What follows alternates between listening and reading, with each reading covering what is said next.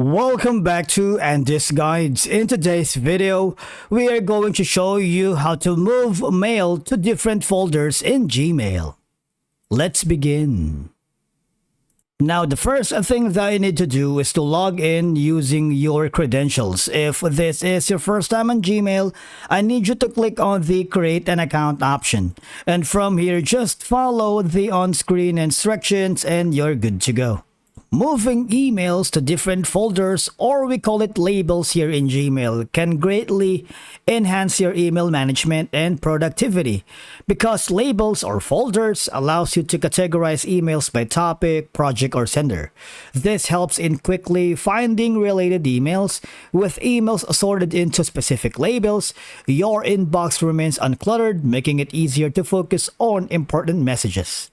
Now I'm gonna switch to the inbox or spam or any part of the Gmail platform on your left side corner.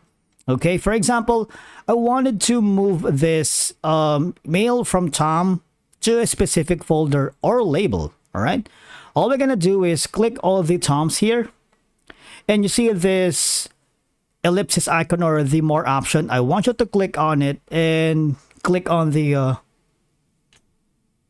add a star. All right, for now, so it's a lot easier for you to check, or you can simply click on the star beside the name of Tom.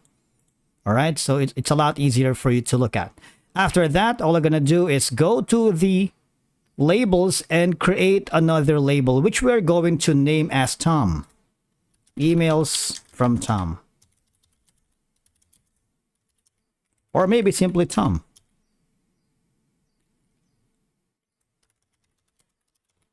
Now, you have an option to nest label under, but we're not going to do that right now. We're going to simply create a new label or a folder to move this specific email. All right.